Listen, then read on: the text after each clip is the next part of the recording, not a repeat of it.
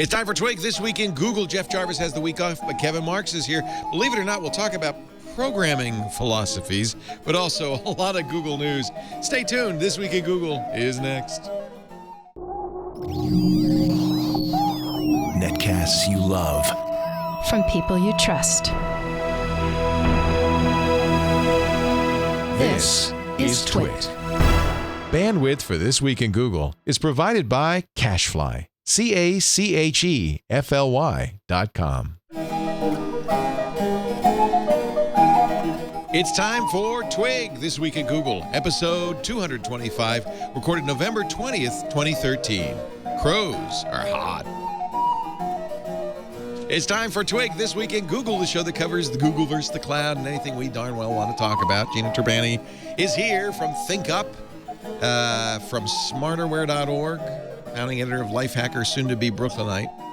Yeah, hello. Have you started packing yet? Oh, have we started packing? You can't see the boxes in this shot, but basically everything outside of this shot is just cardboard boxes. I hate moving. I hate moving. But I'm trying not to be cranky about it, but it's going to be a good move. I'm excited. Having moved now and unpacked, and there are no box left behind. It's a nice feeling. It's worth it. On the other end, it's worth it. It's worth it, and especially since you're going somewhere wonderful. And you might also say, as we did, I will never move again. I really hope that I don't want to move for a very long time if I ever do it again. It needs to be long enough that I've forgotten the trauma of doing it. Yeah, well, it's like childbirth. Yeah. And that's my line is the next time I move, I want to be in a pine box. They'll carry me out of this house in a pine box.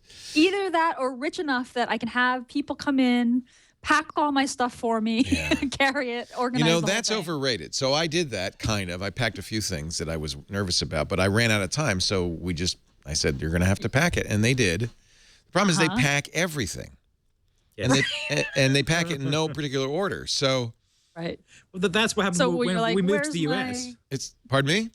Well, when we moved to the US, that's what happened with us. Basically, Apple, as part of the relocation thing, said, we'll pack your house and ship it over and whatever. I thought, great. And it's 15 years later, and it's I still have some boxes I haven't unpacked. Yeah. And last time I took cleared a block of them in the garage, it was like, wow, they really did wrap everything in the kitchen up in bits of paper and put it in boxes. Exactly. And it's like a battery wrapped in paper. Yes. Yeah, and I need to be rich enough to have somebody pack it all up for me, take it, and then unpack it for me. And that's what I figured. The entire house. I think what I thought is, okay, the solution for this is a personal assistant, because then you say, okay, put everything in order. Do it. Just do it. Just do it. I think what you really want is someone who handles estate sales and say, okay, pretend I died. Sell it all. Sell it all, yeah. We had a giant garage sale. Sell all this crap. It's true. Let us talk. I didn't even mention. I'm so sorry. Yeah, we didn't introduce Jeff Kevin. Jarvis has a British accent. We don't know why. No. Jeff, where is Jeff? Jeff is off today. He's traveling hither and thither. I forget. He mentioned it last week. He did say it last week. Maybe on a plane. I'm not Is sure. the WF thing in Abu Dhabi? Is he that one? Something like that. I don't know. Let's say he's in Spain. Yeah, that's a good. He's in España. But good news, as always, the wonderful Kevin Marks is here, and we love Kevin. Thank you very much. He's out on his patio with occasional rain gusts going through, so that's just what you... So I have a weather map to check. So I can, let us know if a cell approaches. I'm mute in case. Yes. So we're glad to have you. Thank you for being here. Where do we start? I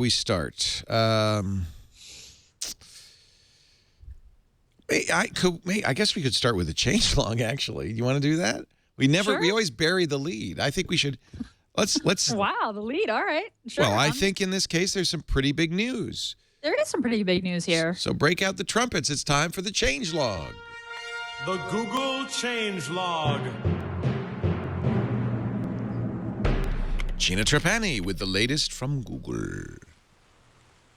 Google Play Music is now available on iOS. Yes. Pretty cool. Oh, I'm so happy about this.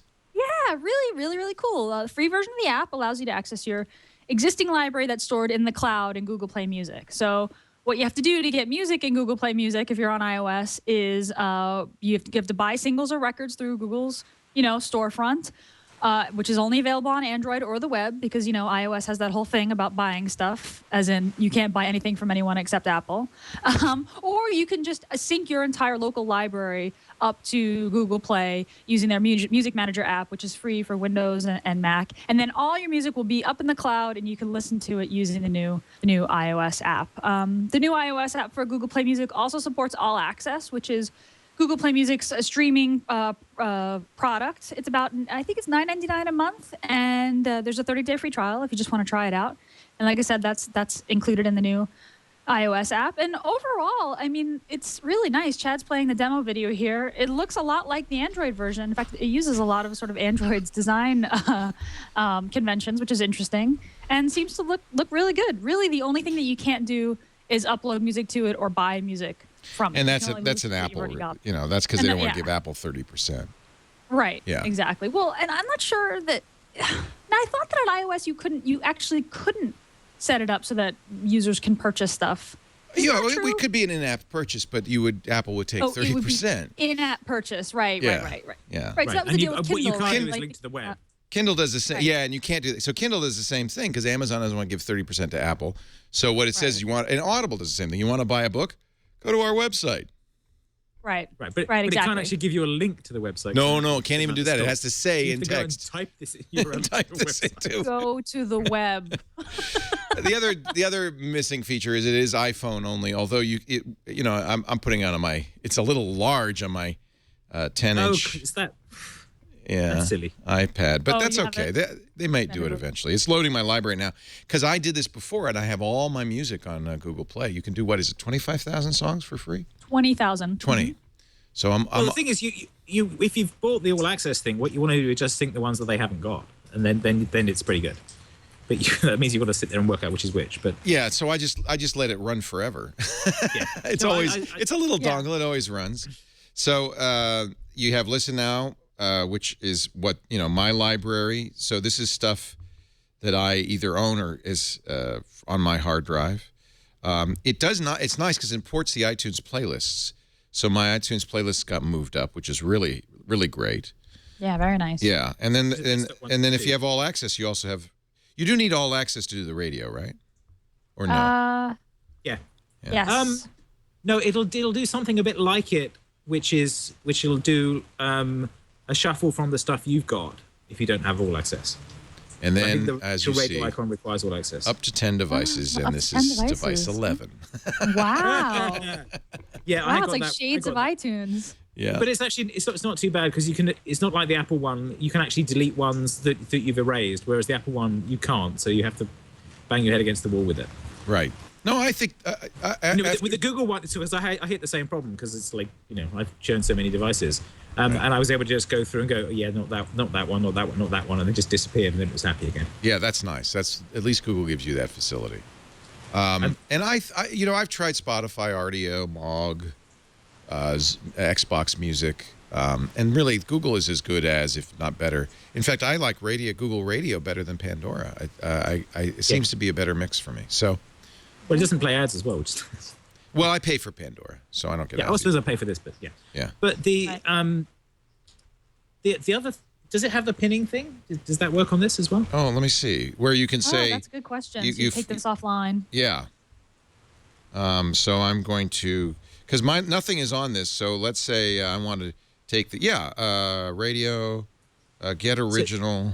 So if you click on a song or an album, you should see like a It's like a pinning. There's a download. Oh, the download. And then I get the same. Oh, then you get the No, but I'll fix that. But yeah.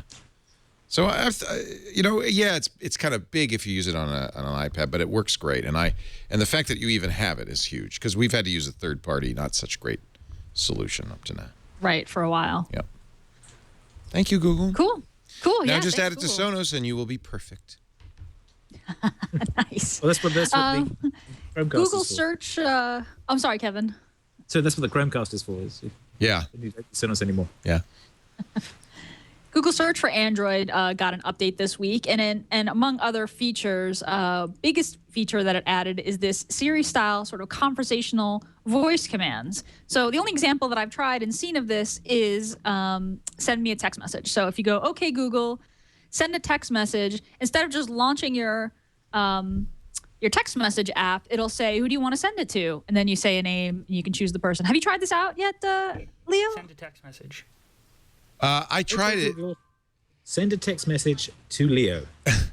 The problem is it's not completely hands-free because at the very end you still have to press the screen and say send it. It says, what's the message? Yeah. Hello, Leo. This is my text message. That didn't work. Oh, there it did. And I've been for a long time just saying the whole thing. Send a message to Kevin, title, subject, this is my message, body, this is my message, send. And Siri, of course, has done this for a long time, too. So it is a nice feature. I like it. And I want it to be totally hands-free because the final interaction should be, okay, I've got your message. Here's the message. Read it back. Would you like me to send it? And I can say yes. Yes. Right. Right. So in the end, you have to actually tap OK or yes or send. Yeah. Huh. Okay. I was also trying things like, okay, Google, how far is LA from here? What's the weather there? And it would, it would tell me the weather in LA. It would that conversational. It knew that there meant I love Los that. Angeles. Yeah. That is really That's cool. awesome. That's a So that's badass. That was a that's badass good. demo. By the way, I'm just checking because I have 17,558 songs out of the 20,000 max on my Google library. Oh wow, you're getting I'm there. getting there. Yeah. Yeah, so that's what I'm saying. But the thing is, if you've got all access, then all the the obvious mainstream ones are in that anyway. Right. So you can just use the library for your more obscure ones. But but it's a pain in the behind. No, yeah. But if once you hit the limit, then it's Right. But that's it's like But the problem I have with it is it's still not very good at classical, which none of these things are. So they don't seem to their display is based around a song made by an artist in an album and doesn't have a notion of a performance. A symphony, a you movement, can't get a things like symphony. that. Yeah, you'll get a movement. And so they don't display properly Right. on the screen. And the Chromecast does get this wrong too. But then everyone gets that wrong. So I'm not sure what the right answer to that is apart from Start listening to more ASAP Rocky and less Baki I mean, it's not Baki. like Google doesn't employ people who play classical music, so it's kind of weird. If there's a strong correlation between those engineers and I have a pianists. large, as you probably do, large classical music collection in my music, and I just listen to. I make a playlist and I listen to that. Yeah. So that's what you have to do, but it's frustrating. And when you try and search for it, if you say, okay, I want Beethoven's Sixth Symphony, then you get really random stuff in the album because it's 2,000 best Beethoven tracks or Right, something. exactly. It's no, I actually want the Von Karajan version, and it's really quite hard. Good to do luck finding that. Yeah. So So I searched for it's- Beethoven, and I've got, you got some stuff. I get Camper Van Beethoven, but that's okay. I like them. And top songs from Beethoven. Did you know this? The top songs are Moonlight Sonata, Fury Elise, the Fifth Symphony, Moonlight Sonata, and Fury Elise. And the other thing is, it doesn't. When you search for an artist, it gives you the albums, and it doesn't put the dates in that display. You have to click through to find Yeah, the dates, which is anymore. very annoying when you're trying to remember. I remember which year that was, but I don't remember which album it was on. Right. I wonder what I'd get if I did Beethoven radio. Hmm. Okay. And unlimited rejects, right? I can move unlimited skips. I got Yeah. Toccata Oh, right, and like Fugue. Unlike Also, you can see what's Mendelssohn? upcoming as well if you click on the little thing at the top, the note with the lines at the Yeah. top. So that Oh, it'll gives- show me what's coming. and then So you can. if you even didn't throw like out the ones Toccata you and don't Fugue the first time, you get it another time. Then you Right. get yeah, you can reorder and delete those as Toccata well. and Fugue isn't actually Beethoven, but well, no, but it's Beethoven radio, so it's okay. Yeah. So you get This is both. Mendelssohn right now. I don't know if anybody really thinks of this as classical music.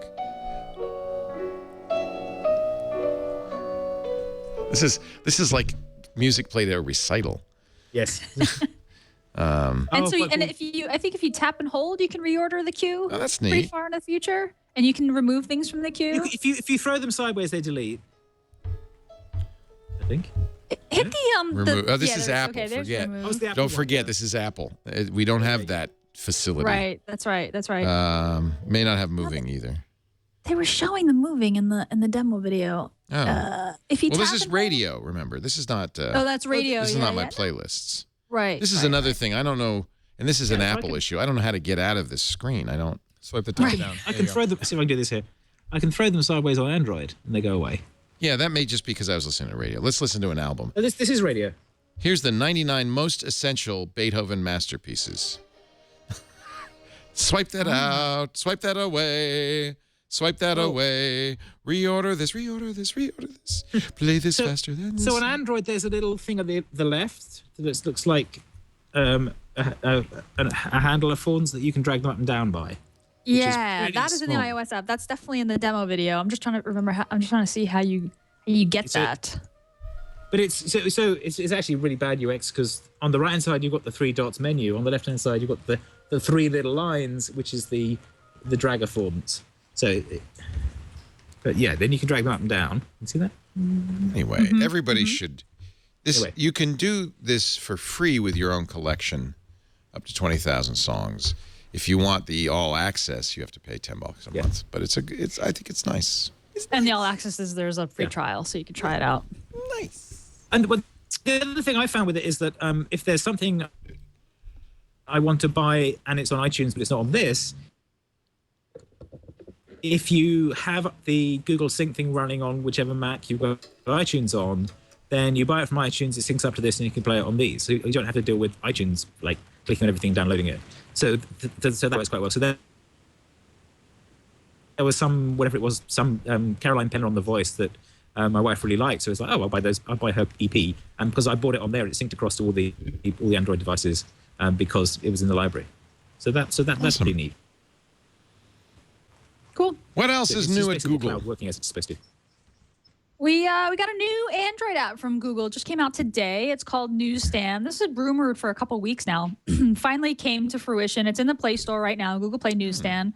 What it does is basically combines Play Magazine and Currents. So it lets you read from news sources, magazines, and also RSS feeds. And it learns what you're interested in as you read.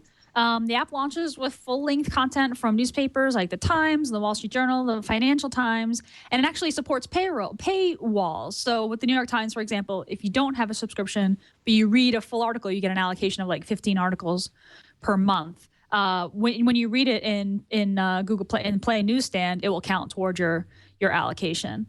And it looks really nice. I literally just downloaded it and haven't had a chance to play with it too much. But basically, the more you use it, it learns what you're interested in, and will show you. There's a Read Now section right at the top of the app, and it'll kind of present you with stories it thinks that you're interested in. I start to see some of this happening in Google Now. Like I've searched for information about whatever, some news story, and then later on I'll see a Google Now card. I'm kind of hoping. I think that Google Play Newsstand will kind of be that, but just on crack. And it can import your subscriptions from Currents and Play magazines as well. This is interesting. All right. So I don't use Play magazine, but I do use Currents. So and so is this going to replace both of those, or? By the way, I noticed that I got it. I didn't have to install it. Yeah. Yeah. I got it automatically as well. Yeah. Yeah. Let's see. It brings the features of Play magazines and Currents into a single interface. Play Magazines was just a magazine store, and then Currents was more like a Flipboard style app. So it really is a new. I mean, I see Read Now, I see My News, which allows you to add sources. So I bet this is replacing Currents. I mean, yeah, it's not. It looks like it is. Yeah, it is going to replace those two. Yeah. So My Magazines kind of. I have this free Men's Health magazine, I think, from IO. Aren't you lucky? Aren't I lucky? That's what I wanted. Fascinating. It's like cologne ads and expensive watches. Yeah. That's what we men like, Cologne and watches. So, I mean, this is kind of like, it's not quite, but kind of like the new Google Reader, right? I mean, but this is magazine content and RSS feeds in the same place. Interesting. So I've just added science and technology. There are paid magazines, but there's also free news in here as well. And I can add sources like space.com, Popular Science. CNET's already added. Solve for X, that's the Google, those great Google lectures. This is interesting. Yeah. And Gadget, Gizmodo. Mashable, The Verge. Huh. All right. I guess I'll be using this more. It's not exactly Flipboard. It's not exactly Flipboard. It's got a very it's got kind of the standard Android design, like the most modern sort of Jelly Bean design, or I guess KitKat now. Yeah, I'm adding science and technology now. It's a long scroll. I wonder, does it look different on tablets, or is this the look? It's just a long scroll. It's pretty though. That's a good question. And I can see what category everything is in. You know what? It's a little bit like Google Plus. It is. If you turn your phone landscape, it does reorganize itself. So it does look like on tablets it'll be more like a tile. I think I turned that layout capability off. I don't like my screen to rotate spontaneously. All right. Yeah. So if you have an up-to-date Android phone, Google Play Newsstand, and it shows up in your app drawer. It took me forever to find it. It's Play Newsstand in your app drawer. Right. They hide the Play stuff. Not a huge fan of these Play naming conventions. Yeah. What else do we have? The Google Wallet card. It is official. So if you're a Google Wallet user, you can sign up now to get a physical card. This is a physical plastic prepaid debit card that allows you to access your wallet balance in the real world, at ATMs, at banks, basically wherever MasterCard debit is accepted. So yeah, the card basically lets you pay with whatever you have on your wallet balance. So it doesn't like replace all of your other cards, but if you hook up your bank accounts and your cards into your Google Wallet account, you can add to your balance and use that card. You can go to your Google Wallet account right now and sign up for it. It's free. I just said, hey, send me one, and it said, okay, it's just a plastic card. Yeah. So kind of interesting that this news dropped this week, especially right after the coin announcement. But this I went for because I actually use Google Wallet, and there are times when if there isn't tap to pay, or if I'm at a retailer that doesn't support Google Wallet, the digital version, you just swipe this card.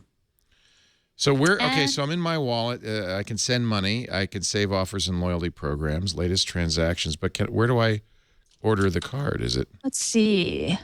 Didn't offer me anything. I did it earlier. Let me look this up. Learn about sending money. Learn how this works. Adjust location. So on the left side, there's transactions, payment methods, offers, loyalty programs. I have wallet app and card. Do you see that? Maybe it just hasn't gotten around to it. Yeah, it may not have gotten. If you go to wallet and click the cog in the corner, then you can get to it from that. The hamburger? The cog. Of course, the cog in the corner. There's a cog in the corner? All I see is I see the 3-dot menus, and I see the hamburger. My wallet, send money, transactions. I was on the web. Sorry. Yeah, you're on the web. Too. You're on the Android app. Yeah, on the web on the left side, there's a wallet app and card item. I think I'll have to do menu it there. item, and then you can just say, "Hey, order it." So up to now, I've had a single credit card associated with my Google Wallet. I can have now many credit cards associated and have it all work with that. As well. Yeah, you can attach a bank account or credit cards, so that's been available for a while. Right. Yeah, and my T-Mobile account is also hooked up. I've got mobile carrier billing. I've got a couple of credit cards. And let's see, add a payment method. Yeah, and you can also add a bank account. Huh. So in a lot of ways, yeah, you can hook up several of your cards. So this is a little bit like Coin without the swipe. Yeah. Well, it's like it's like Coin, except it's not a crazy device that anyone's going to say, what the heck is this? It actually looks like a card. And it's just a simple plastic card. It's not a fancy device. Well, maybe someday. They must be rolling it out because it's nowhere in my wallet. Huh. It doesn't have a chip and pin, does it? No, of course not. Why did chip and pin, which is used everywhere outside the U.S., is a smart card technology. So you have an identifying chip in the credit card, and then instead of swiping it, they tap it, right? Am I right, Kevin? And then you're required to enter a 4-digit PIN to verify.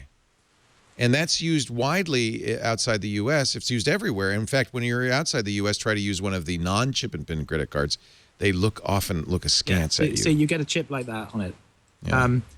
But also, the other thing I got on this card, which is one of my UK ones, is it's also got a little Wi-Fi symbol. It looks like a Wi-Fi symbol, if you can see that, which is the tap to pay. We don't have video. Your video. You don't have my video? Oh. I'm seeing a preview of it. Okay. Wallet, app, and card. So anyway, I see it. So you have to go to the web, Gina. I was using the app. Yeah, I'm sorry about sorry. that. On the web. No, I was that's using okay. the app, so I'm going to get my card now. Yeah, so Yeah. right on the web. Sorry about that. On the web, wallet, app, and card. Then you can order it from there. Good. And then last little bit of newness, Nexus 5 bumper cases and the wireless charger launched in the Google Play Store. Ooh. So if you want a case, you want a wireless charger, the wireless charger is a little strange looking. It's certainly not as nice as the half the sliced. The puck sliced did it didn't work though. My Nexus 4 slid off of it every time. Yeah. So apparently this is flat, so it's not going to happen. And there's magnets in both the Nexus 5 and the charger, so it will just go in line up and lock in. Which is kind of key. Yeah. So it's $50 and it works with the Nexus, the 2013 Nexus 7, the Nexus 4, and the Nexus 5. Cool. Yeah. Yeah, and the bumper cases are just rubber Baby buggy bumpers. Bumpers. Yeah, they're $35. Neat. And they come in a few different colors: red, yellow, gray, black. And now I was surprised actually they call these bumper cases. I thought bumpers were just the outside band, but this is a full back case as well. That's so Apple to think of that as a bumper. Anything that protects you against bumps is a bumper. No, I agree with you. I consider a bumper case to be a rim all the way around. Yeah, that's what I was expecting to see, but this is a full so cover. It's just a case. Yeah. Right. It's just a case. Exactly. That's all I got for the changelog. And that's the Google changelog. I'm ordering my credit card. Do it. Order it up. I'm such a sucker. I'm trying to order a bumper case, but I can't actually find it in the store. Oh. Oh. It's not yet available, according to somebody in the chat room. Plus, I've already dropped this Nexus 5 once, and I'm just asking for trouble. So I just dropped the link in there. They've changed the UI on this Nexus site, and there used to be a thing saying buy a bumper, not available, and now there isn't a thing saying it that I can find. But it's like they've got strange scrolly crap happening, which means I can't work out where it is. Oh, the pitter-patter of the rain. Pitter-patter of the rain. Yes. I'm not quite sure why I've lost video. I'm wondering if it is just because the rain is absorbing all the Wi-Fi. Really? Is that how that works? The original Wi-Fi frequency is where water molecules are. That's why we were able to use it in the first place. Because wait a minute. Whoa. You're saying 2.4 gigahertz is where water molecules are? Yeah, it's the same frequency that microwaves use to excite things. That's why, because it resonates at that frequency. Yeah. Water molecules resonate at that frequency. So so the government was like, sure, you can have that. Nobody else wants it. So if I were in a giant vat of water right now, no Wi-Fi would penetrate it? Yep. And that's why we can't see him, because he's in 5 gigahertz, so I'm in a rainstorm. But except that I'm not, the rain is behind me, so that seems wrong. But I hear a lot of water around you. Are you taking a shower? I'm in the garden under my canopy with rain falling. No, I've still got 50 dB of Wi-Fi here, so I think it's just Skype being crap. Change to 5 gigahertz. That's I learn something every time I talk to Kevin Marks.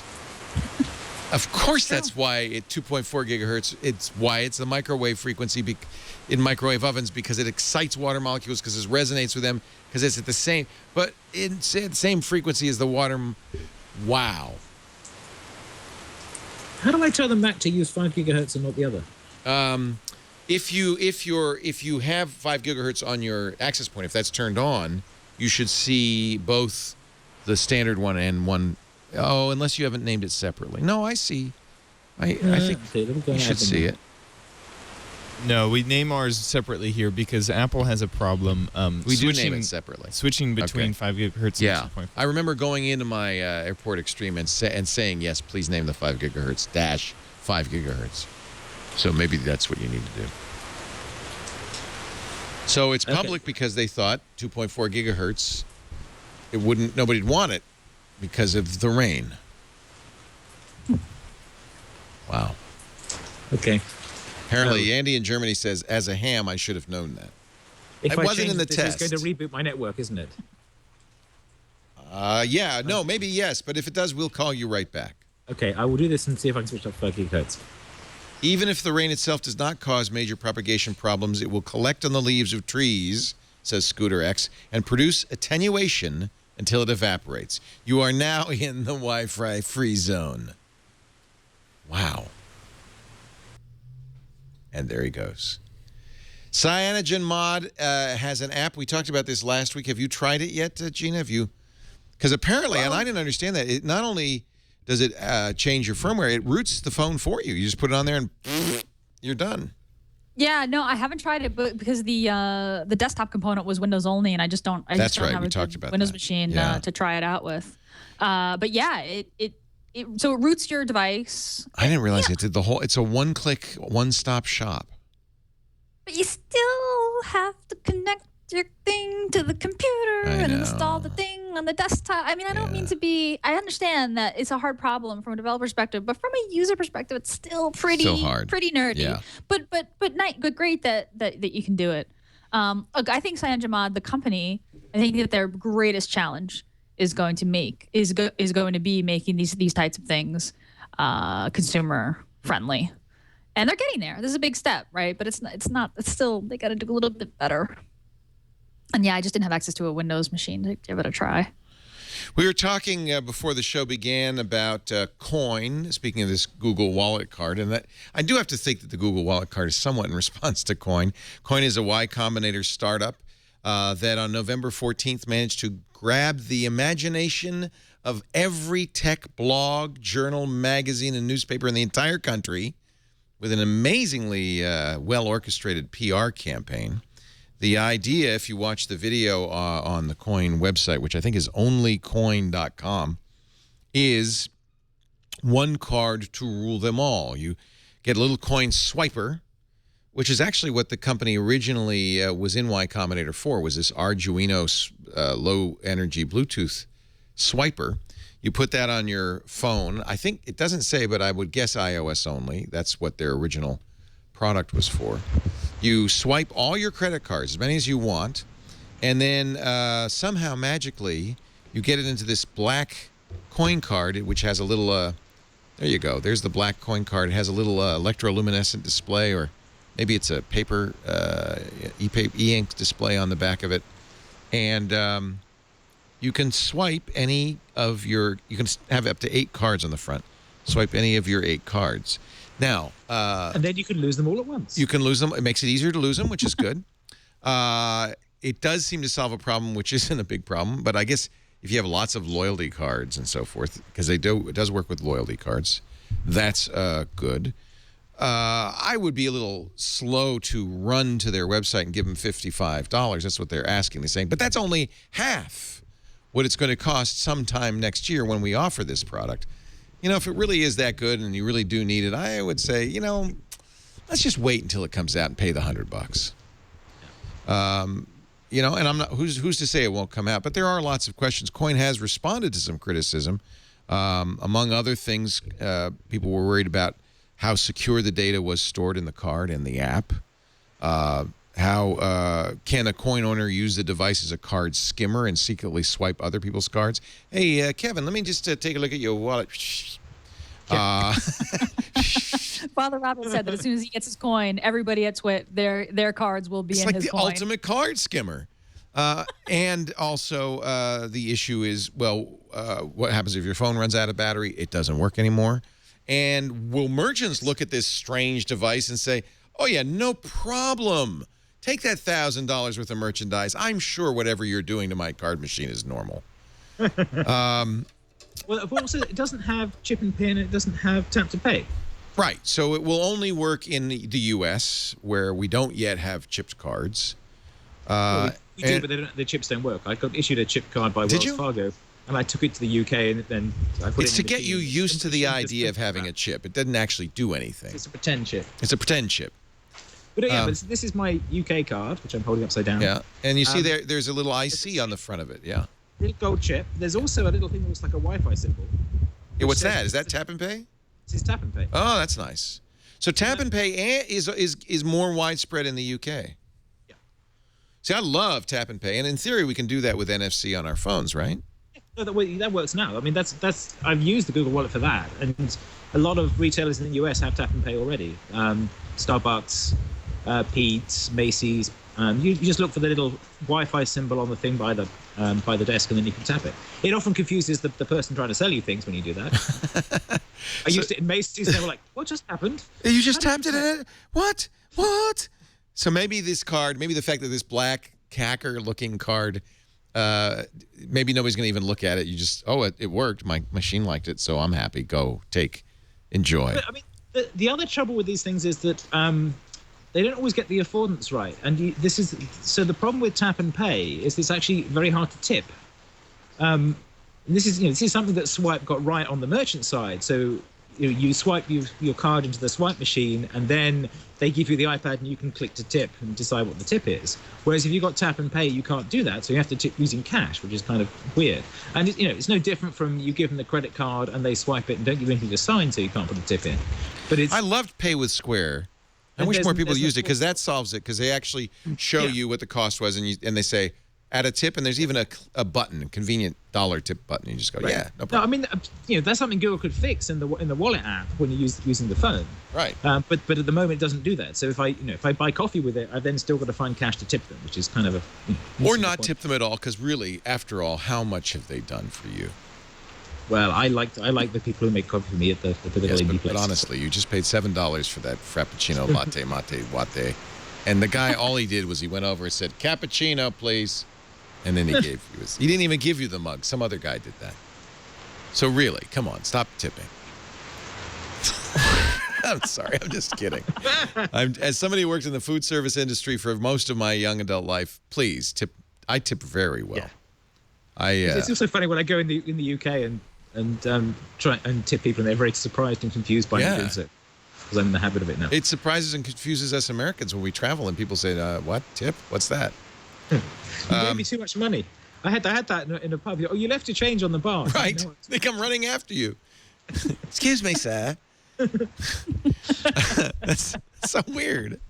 So Coin today announced some changes in response to these criticisms. The company is going to add a button to the Coin card so users can reactivate it even if their phone is dead.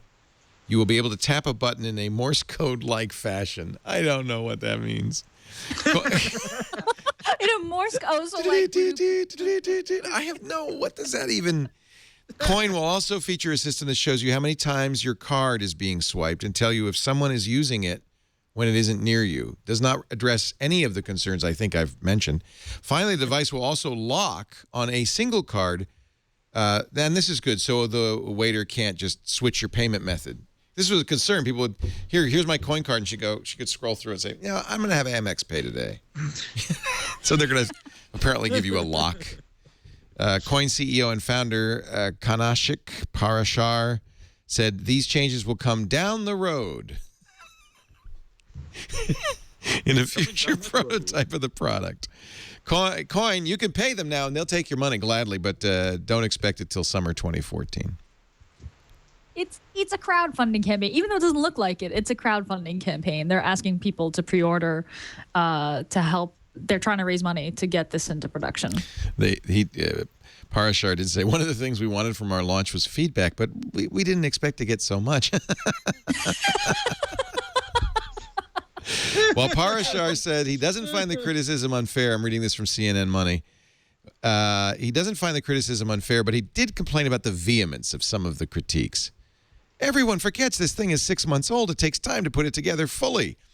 Of course. And my suggestion is no one give him any money until he has something to give you in return. They don't even ask for your address. They just take your money and say thank you, goodbye. Parashar said he hasn't slept since Coin launched its campaign last week, was mostly surprised by the concerns about security and fraud. That does not encourage me at all. That's not good. Yeah. In the FAQ, they say that they don't take addresses because they're shipping in the summer, and you could move between now and then. So, okay.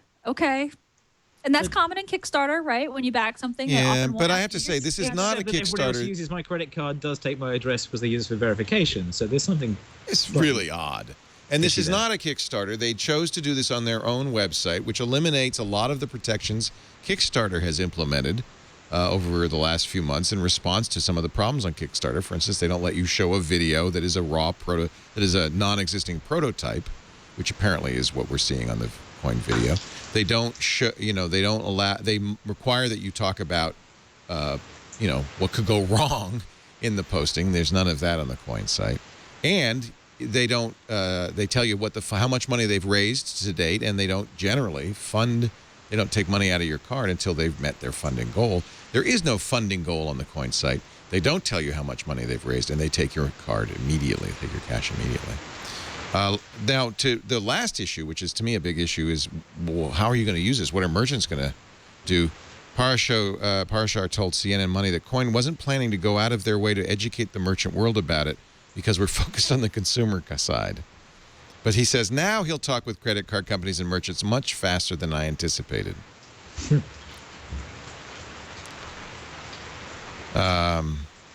Coin doesn't currently support chip and pin, which is known as EMV, but the company plans to add that capability in future versions. So it might just be, the intelligent thing to do, unless you just really love the idea so much you just want to give them money, would be to wait and see. And when maybe there'll be even a better one, Coin 2.0, Also, is it really that much of a trouble to carry all those credit cards? I don't find it that difficult. But I have to admit, I don't, I have the little Target, loyalty card. I don't carry that around. I have a lot of loyalty cards I don't carry around. And every time I go to the movie theater now is a loyalty card, and I never remember to bring my loyalty card and get my points. So maybe this would be good. But I did order right away, sight unseen, the Google card. Yeah, but that was free, and that's an account that you're already using, right? You use Google Wallet to buy from the Play Store at least. Right. And I have my two main credit cards in the wallet. So it'll be nice. And there's no concern that the retailer is going to say, like, what is this thing, right? It's going to look like a plastic credit card. Right. And it says Google on it, which, Google's a thing. Yeah. That people know. And I like Google. Somebody said we're raining on Coin's parade. Quite literally. Yes, Coin had a big parade. Got that rain for you here.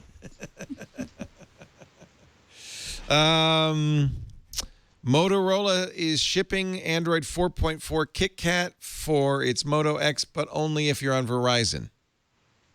Weird. But okay.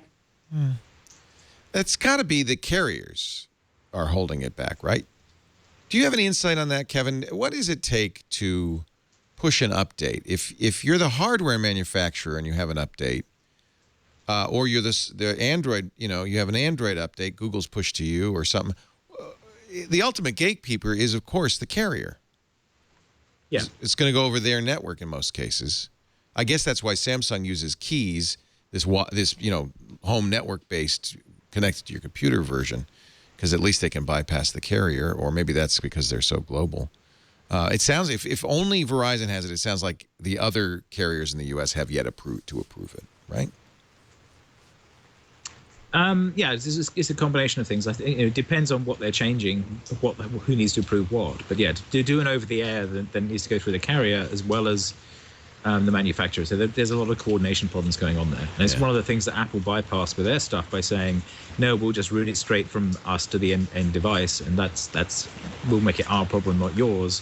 And that's a condition of us giving you iPhone, is that it's all the same. And the other piece is the reason this takes time is that all the carriers mess with the Android versions as well. So they've got to build their own binary too. Yeah. So you've got to they'll release the AOSP, then you've got to port it for the particular device, and the carrier's got to port it for their set of whatever else they installed too. So you've basically got 3 QA departments to go through, and one of which is a telco, and they have very big and slow QA departments. Speaking of I iOS, haven't had an update for the Nexus 7 yet, which is But That this is the Bob- thing. that This baffles is what's me. weird. yeah. That's what's weird about it, right? This is happening on Verizon, the Moto X of Verizon, before Nexus devices and before my Google Play Edition device, which is just strange. And apparently the update's been pushed to Google, and Google just hasn't rolled it out yet. They said it was supposed to be November 15th for the Google Play Edition HTC One, and I have not gotten it yet. My system is up to date. Android lies to me. Not up to date. Not up to date. Yeah. Are you one of those people that presses refresh? No, I'm busy. I mean, I just did it just now. It says my system's up to date. Not since I had the baby, I do that less.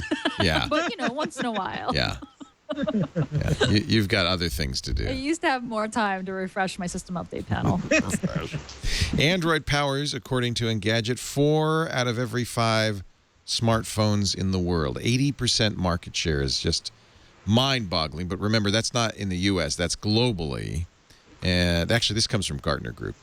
And it's global because of China, where you can't.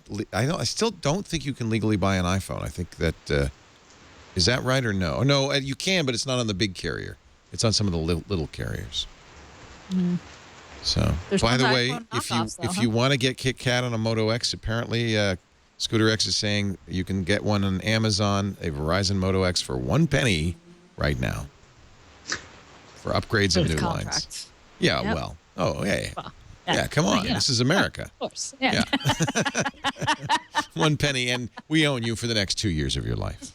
Yeah, 1 so penny in 2 years of your life. Yeah. Yeah, we should just like be Jeff and channel Jeff and say I wouldn't trust Verizon to get it right in the first place. But he's still sitting there trying to get them to connect. So. But yeah.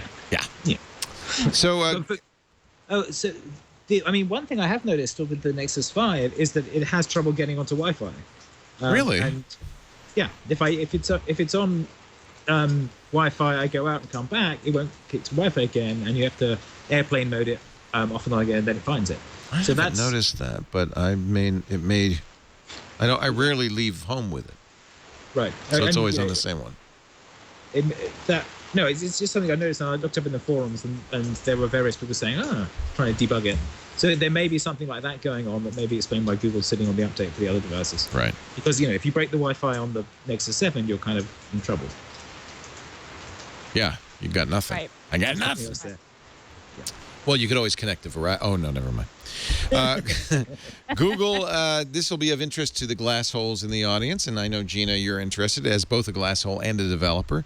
There is a glass SDK and an app development kit. Google has showed a little bit of this. Was it today? It was a couple Yesterday. days ago. They did a hackathon, a hack event, a glassware hack event. Yeah, this is like the GDK is an actual development kit, as opposed to the Mirror API, which is sort of a REST API. The GDK exposes things like voice commands and location data and gestures on the glass touchpad. So in theory, and I think this will happen, developers will be able to make sort of more native apps for glass, which is exciting. I mean, it makes a lot of sense that they're releasing this now before glass, comes out for consumers. And glassware, which is what apps for glass are called, are kind of getting a big push. Google's really pushing on them right now. Did you get your Glass 2.0 or something? Isn't there a kit that you're supposed to get? I was supposed to get it. We're supposed to get the opportunity to swap in our current glass for a new glass, right? I haven't gotten it. I should really make sure that it didn't get shuttled away into notifications or one of the other labels. Yeah, because it has the new earpiece and the new earpiece and all that. I haven't gotten that yet. In fact, I'm gonna check on that because I would like to get the new hardware. Apparently, if this then that has added a Google Glass channel. That's intriguing. I must be using the GDK. Intriguing. Yeah. Yeah. So I don't know what kind of events you would want to trigger, but show me a card when. Right.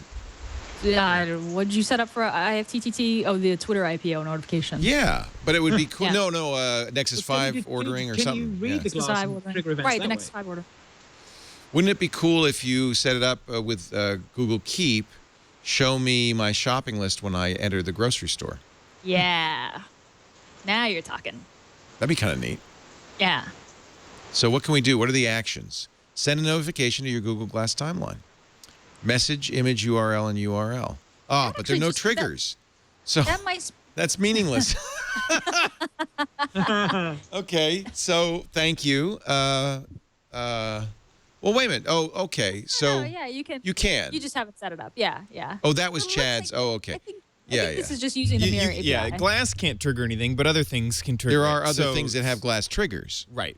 So anything, if this and that, Pocket Right. can trigger glass. The action can trigger the. But all action. you can send is a notification. So if there's one, if you're mentioned on Reddit, find out right away via glass. That's good. I like it. These are recipes. This is probably using the mirror API. The GDK will enable glass having its own trigger. So you can imagine, like, because the GDK lets you do things like access location and that kind of thing, a trigger might be, when I'm in Ralph's, show me my grocery list. Right. Neat. Rain monitor. That's what you need. A rain monitor. Is it raining? A lot of IFTTT channels for glass. Right I on. love it. Really awesome. I love if this then that. IFTTT. Put the internet to work for you.com. So is that like calling Weather Underground or something to see if it's raining locally? Is that the... Yeah. Hello. Am I wet? Your glass could be wet. One of the example glassware apps with using the new GDK is Word Lens. So if you're reading a sign in another language, that's fun, as yeah. you're looking at it, it'll translate, on glass for you. Kind of live translations as you read. So I'm sure you all saw this. Google wins in court after 7 years. The Authors Guild sued Google over its book scanning. And the judge said, you know what? It is fair use. It fits all of the fair use defenses. It's transformational. There's no monetary harm to the Authors Guild. And it has a great benefit to mankind. So thank you, Judge Chin. Unfortunately, the Authors Guild says, even though we've spent millions of dollars to stop this, we're going to the Supreme Court, so they will appeal. And we shall see what happens on appeal. Preserve the knowledge. Preserve the knowledge. But that was actually a lot better than the settlement that was there before, which only favored Google. Whereas it's settling it in a generic way, saying this act is fair use, which means that other people that scan books, like the Internet Archive and libraries that do this too, can benefit from this ruling too. Whereas the settlement they had before was basically a carve out just for Google. So this is definitely good progress for this kind of thing. So, okay, because I had read somewhere that the thought was that this is so constrained of a decision, it wasn't valuable past this. So you think this is a good fair use victory? Yeah. Yeah. In fact, Well, that's really good. Before there was a settlement that was written between the Google offered a settlement, right? Yeah, and it was we can sell these and give them, and it basically gave them a right to scan things that other people didn't have, which was problematic. And basically a carve out between the Authors Guild, and also it meant that it was restricted to certain countries' things as well. And one of the huge advantages of the Google Books thing is that it's globally accessible, right. And it's massively used in the developing world where you can't even buy some of these books. So that's an interesting question because I think this is great, and I love. I mean, this is what Google's mission is: to put the knowledge, search all the knowledge of the world and make it available at your fingertips. And this is exactly what Google's mission is, and it's right. But a lot of people said, "Oh, Leo, Google's ripping off authors because what's to stop me from using this search to, print out a book?" Like, have you met BitTorrent? If you want to do that, you can do that. And a lot easier than searching page by page, printing it out bit by bit. It'd cost you more. Just buy the darn book if that's really the issue. Google Books, according to the court, does not supersede or supplant books because it is not a tool to be used to read books. Instead, the court held it adds value to the original and allows for the creation of new information, new aesthetics, new insights and understandings. It is transformational. It is transformative. And that's huge. And I think Judge Chin deserves a pat in the back that got it exactly right. Yeah, and the Yeah. EFF wrote a very supportive brief on it. Yeah. Yeah. Well, Tremendous I victory tend for to take your word on this fair stuff. use Yeah. and public interest. Yeah. Yeah. And you know, most of these books, by the way, are out of print. They wouldn't be accessible at all. The vast majority of these books. But let's say who was it? Was really it was one of the thriller writers who was really dead set against this. Is it King? No, it wasn't Stephen King. It was I can't remember. Metallica? No. Metallica. Yeah, it was Lars Ulrich. One of these people who really felt like they're just taking money out of my pocket. I just have a hard time. Really, I think this makes perfect sense. They want you to be able to search for it. In the long run, I think you're going to sell more books, not less. Right, it's a books. discovery. It's a discovery mechanism. Tool. But this is always the argument that that always happens with content creators when the internet gets involved. They're going to rob me blind. It was Scott Turow. That's who it was. Thank you, Scott Turow. Dendra in the chat room. Who writes the legal thrillers, right? Yeah, So he writes legal. So, but I think he could actually understand law. I doubt. Right? No, he was But a it's lawyer. not about understanding the law. It's about understanding the internet, right? It's about understanding the I web. think that's what it really is. He was a lawyer, but when he started writing, and they say he's still a practicing lawyer. But I just think he misses the. I don't. Well, it remains to be seen, and I understand he's afraid that he's going to lose revenue. But I just can't imagine that will be the result of this. Nobody's going to go page by page, print it out, and then say, "Whew, I didn't have to read it." Was it John Grisham? Well, it's one of them. I thought it was Turow. Anyway, good news. But not done. The Authors Guild's appealing. And I love what EFF says at the end of their article by Corinne McSherry. She says, "Well said, Judge Chin. Let's hope other courts take heed. The Authors Guild has already declared it will appeal the ruling. Its membership might want to consider whether they really want to spend more of their dues on this misguided litigation." So, good news. And really, you're just not going to cost you anything. It's not going to cost you reads. It's going to help you. New Yorker doing it again. I think the New Yorker is really starting to do a lot of technology coverage and do a really good job of it. They have an article in this week's New Yorker by Burkhart Bilger, a reporter at large, called "Autocorrect: Has the self-driving car at last arrived?" That was a good article.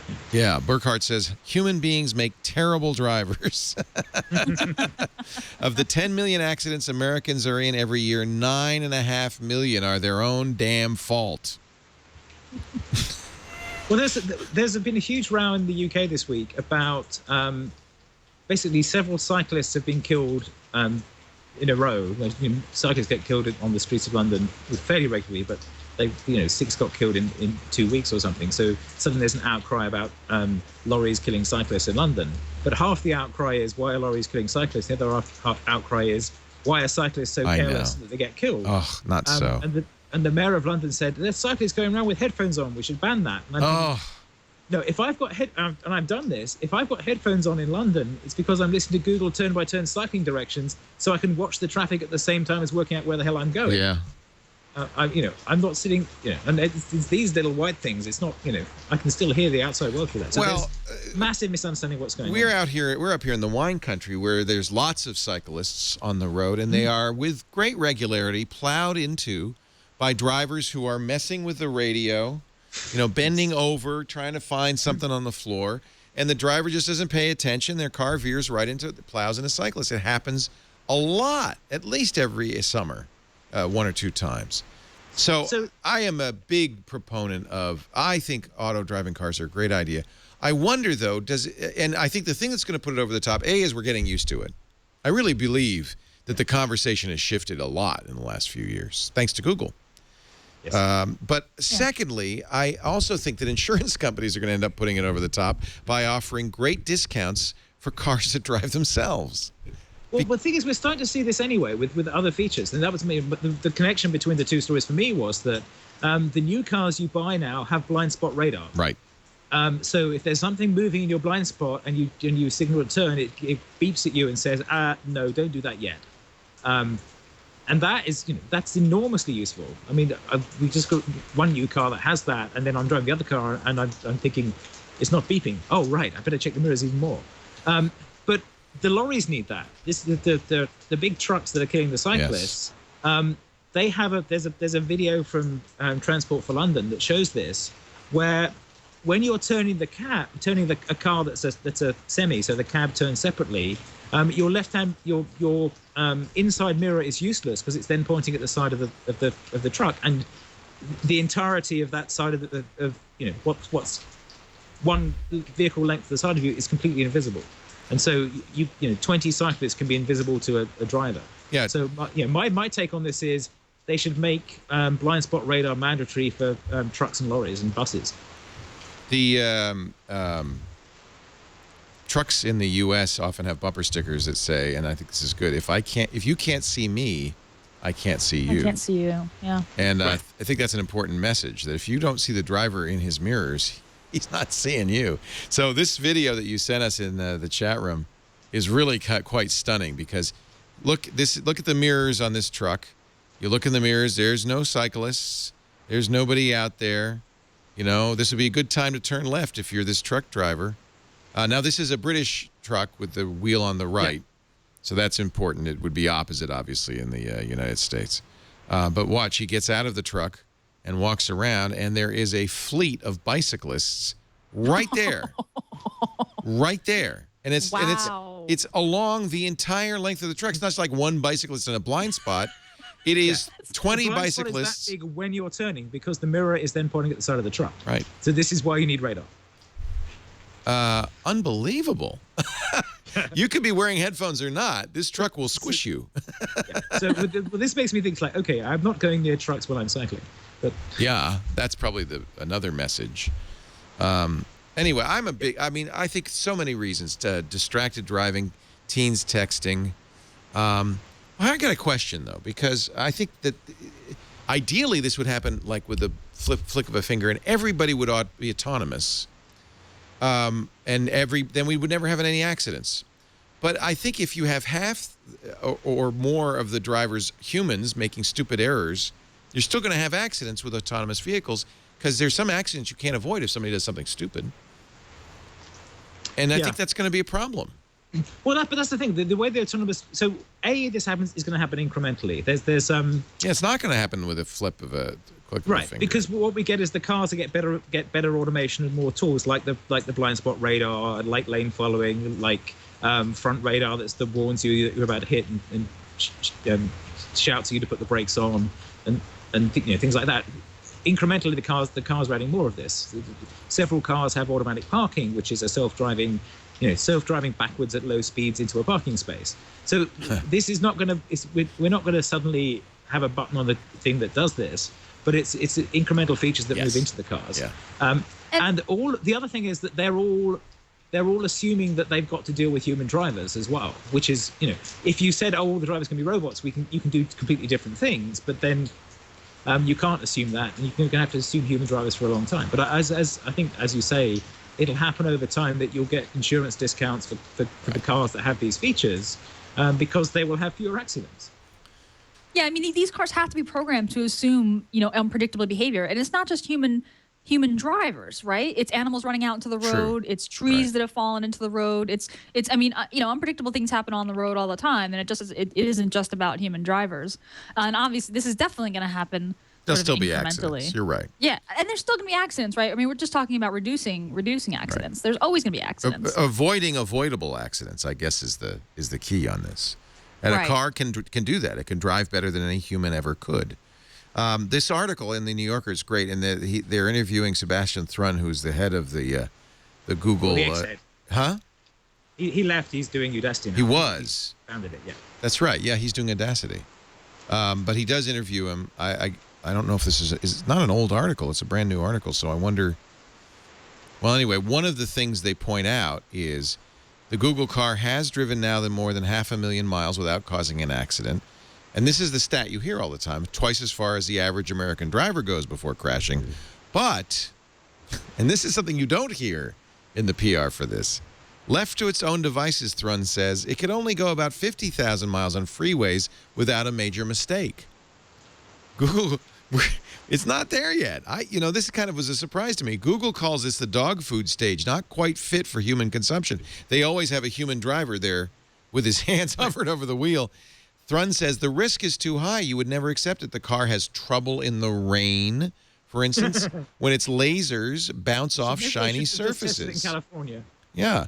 The first drops call forth a small icon of a cloud on screen and a voice warning, auto drive will soon disengage.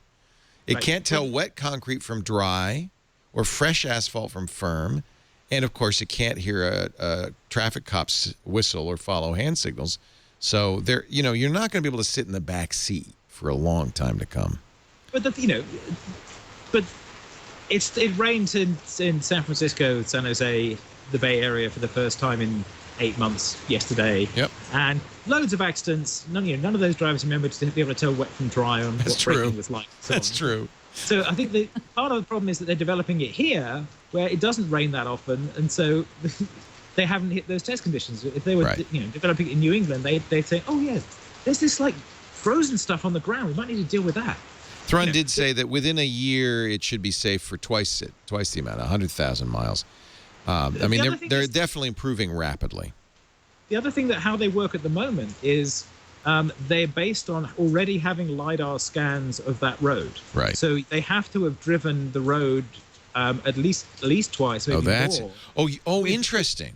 With the scanning thing, so that they know at high resolution what's road and what isn't before they can reliably drive in it. So the other point of having humans there was they had to drive lots and lots of roads first before they could actually have enough data for the machines to make sensible decisions, because they need to understand what's actually street furniture and what's movable, so they can tell they can tell moving things. They can say, oh, there's a bicyclist, there's a person walking, there's something moving there, but they can't tell a person standing on a corner of the street from a lamppost unless they have an idea of what's what. So they can't tell if something might move. So there's a certain just building that resolution detail and information about the streets is a big part of what makes the Google ones more reliable than the previous ones, because they have that, both because they've driven it with Street View cars, which now have the same scanners in, but also originally because they were driving it with those particular cars.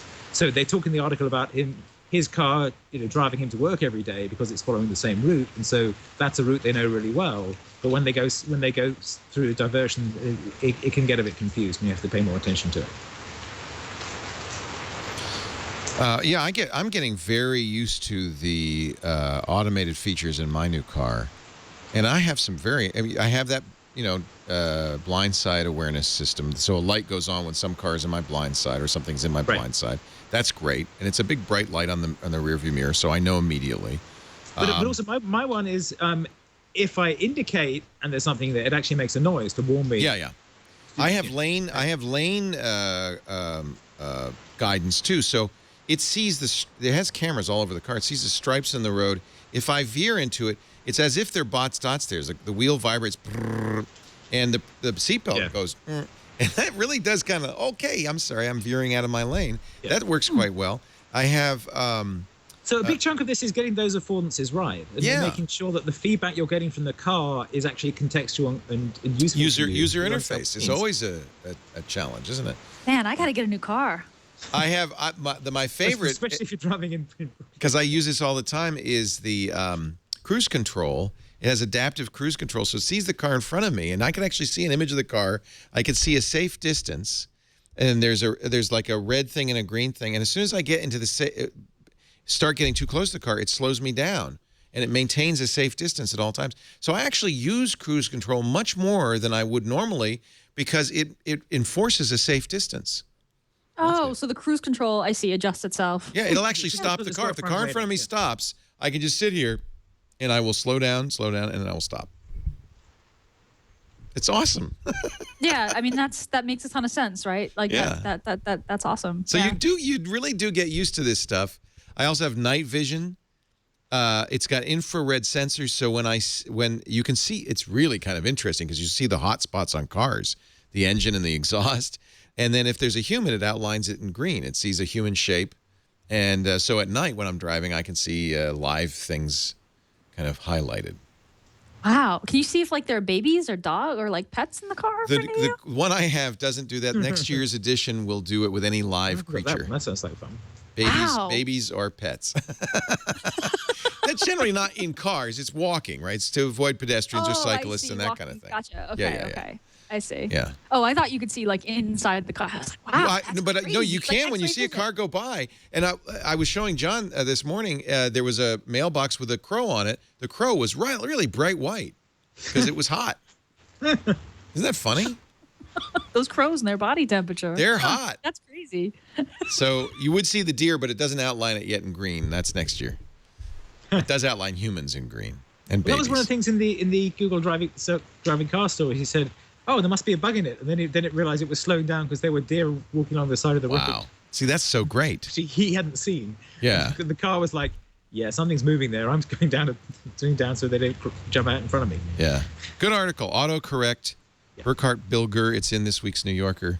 I'm sorry. I just closed it. Sorry, Chad. Chad pulled it up and I just closed it. Maybe this is related to the Google barge. I don't know. Google has opened the Winter Wonder Lab pop-up shop, showcasing the latest gadgets. These will be in New York, Los Angeles, Chicago, Sacramento, Washington, D.C., and for reasons no one understands, Paramus, New Jersey. Aw, poor New Jersey. But really, I mean, I understand New York, Los Angeles, Chicago, Sacramento, okay, Washington, D.C., no San Francisco, but they do have Paramus, New Jersey.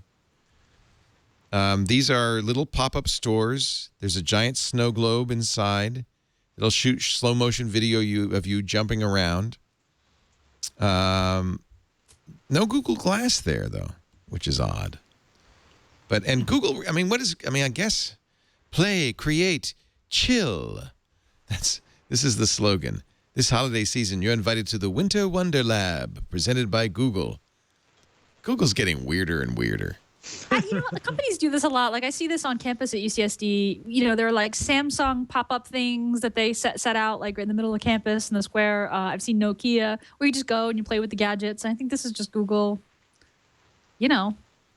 selling their stuff. Stepping up to this. Yeah, Apple's been doing this for 25 years. Yeah, Apple does it really well. And they'll show Nexus 5s, they'll show Nexus 7s. And then these are people playing in the snow globe and the little slow motion videos. That snow is not real. It's superimposed on you, so you don't have to worry about getting wet. The Winter Wonder Lab. I want them to do some sort of partnership with Zipcar or something, or some sort of rental car, and have it so that people can try out one of the driverless cars for a day. Like I'd rent a driverless car for a day. Just to try it out. Now you're talking. I like it.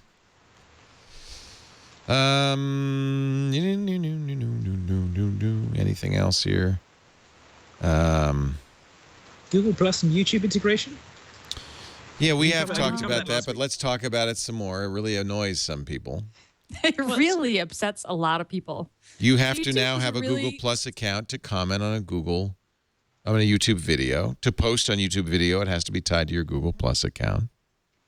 So there's a collision of things going on here. So one is, it is actually impressive to make YouTube comments worse. That's a. But are they worse, really? What I've seen I've seen different complaints from different people because I've watched a lot of these as well as very funny, sweary videos about it. Right. But the videos have gotten worse, but the comments have gotten better.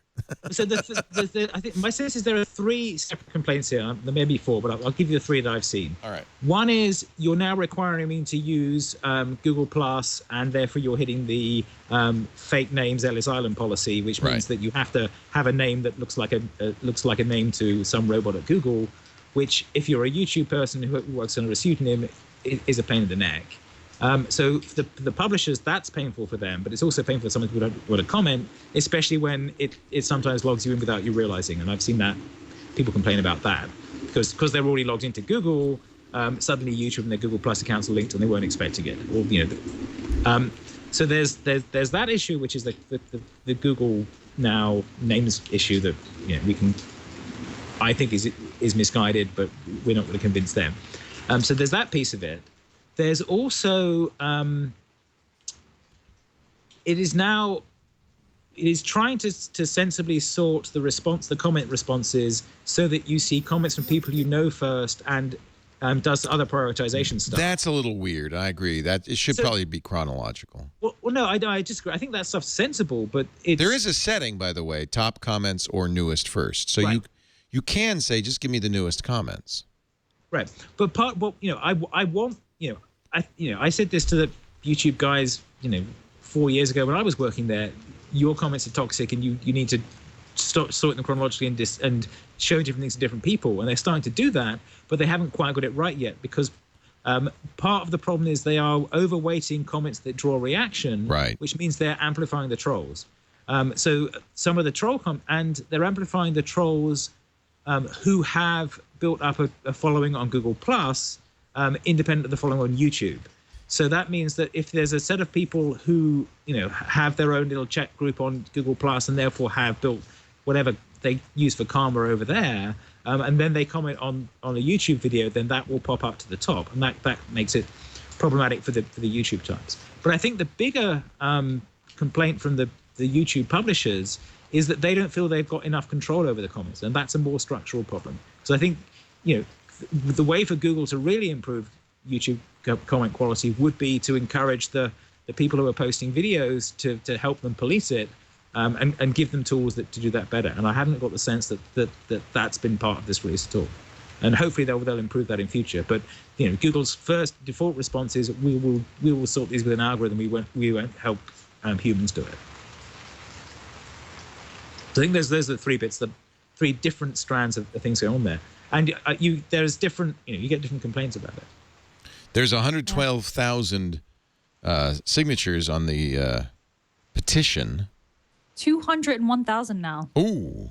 Since that was written. Oh, wow. Yeah, And if you go to the change.org petition. Oddly enough, this is at change.org, which is normally a political change. Yeah. They, I don't know what this does. It did surpass the, or no, it hasn't yet surpassed the 300,000 mark. What happens at 300,000? It says 9,000. Yeah, I don't know what happens. I mean, ironically, Google will do it. This petition collects your name and email address and street address when you sign it. Right. If you scroll back up, you can point out how many typos there are in there. How many times do they spell petition wrong? Petinion. Petinion. Here's a petinion. Yeah, so There's one. I have. This is what I'm getting at. I have sympathy for both sides of this, because YouTube comments have been hideous for years, and they do need to improve. And what they've learned at Google Plus could do that, but at the same time, it's very hard for people who've built up an understanding of how things work. I think the fourth complaint, I think, is that the subscription model of which videos you see next has gone all fuzzy and is using the Google Plus algorithm. And the YouTubers who were used to how that worked are now grumpy because all their SEO's changed, which is, that's like welcome to working with Google. But also, what one of their fair points is that the subscription model on YouTube would at least be like Google Reader was, in that if I subscribe to a channel on YouTube, when I next log into YouTube and you've posted something, it'll be at the top, and there's no longer any idea where that might show up at all, and you'll be shown other random things instead. And that is, for someone who's posting videos regularly, or worse, if they're posting them irregularly, they suddenly find that people don't know they posted a new one, and they have to find other ways to tell them, which is kind of counterproductive from their point of view, and possibly not helpful from Google's point of view. I'm sorry, I was watching the Bat Kid video. I got distracted. Only in San Francisco. I love this. A 5-year-old who has been battling leukemia much of his life, Miles Scott, said his dream was to be Bat Kid for a day, make a wish, made it come true in San Francisco. Tens of thousands of people showed up on the streets of San Francisco to watch him save a woman from a trolley car track. And, I mean, look at all these people. And there's the little Bat Kid in his little bat outfit. There she is, this damsel in distress. He saves her on the trolley car track. And what a cute story that is. I don't know. I just If it wasn't for the damsel in distress thing, that would be really cute. okay. The damsel is all right. I admit, you know. Well, it's Yeah, interesting but because that's really And it's Batman. It's got to be. Here they are at There's Packbell got to be a Park. woman in trouble on trolley track somewhere. It happens. well, it's Exactly. 1960s Batman. That's what it is. Snidely Whiplash ties them up, puts them on the railroad track. It happens. There was even a special San Francisco Chronicle edition, Bat Kid Saves City. It said the Gotham City Chronicle. They transformed the city of San Francisco for the day. Oh. And social media went crazy. And there's the Joker. He got him too. This interesting for me is that this is like 1960s TV Batman. Oh yeah, it's not. Or maybe the Dark Knight. 1980s movies. It's definitely not the Dark Knight. And somebody did. I think I just put the link in the chat room, which is. Meanwhile, a Bane kid lurks in the shadows, biding his time. I want to be Bane Kid. And there's a picture of a toddler in a Bane costume. According to the Chronicle, the cost to San Francisco for the Bat Kid shenanigans, $105,000. However, don't be a Scrooge. They made much more than that in goodwill. Right. You know, of all the things San Francisco wastes money on, that's a a minor detail.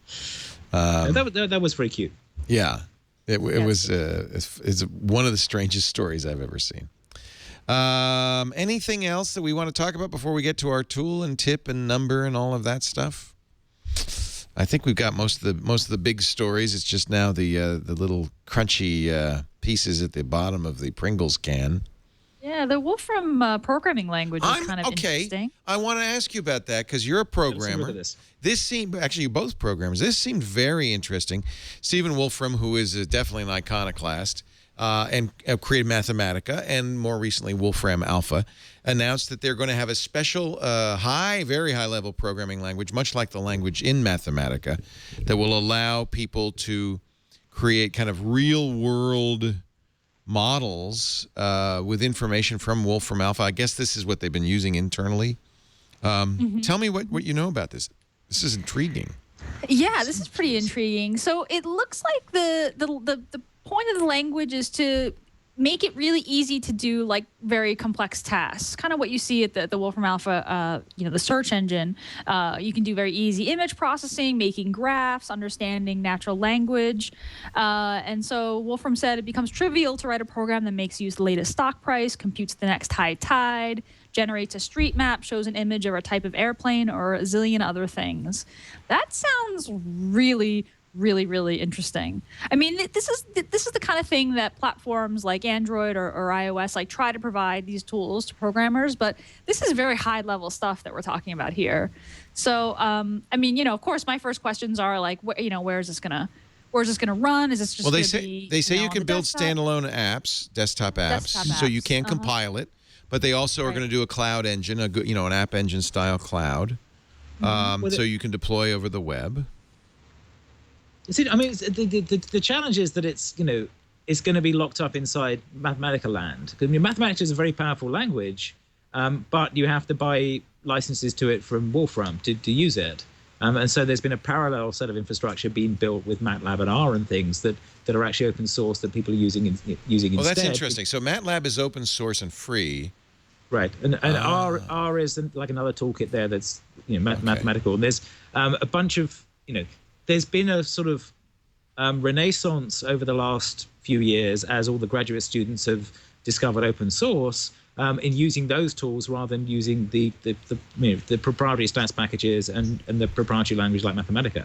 Now, Mathematica is enormously powerful, and it's wonderful if you're doing high maths or hard maths at all, because it lets you do things that are very, very complex and express them in a pure mathematical form. But there are sort of open source things coming alongside this. So I think the challenge for Wolfram is, and he gets this. He's a smart guy.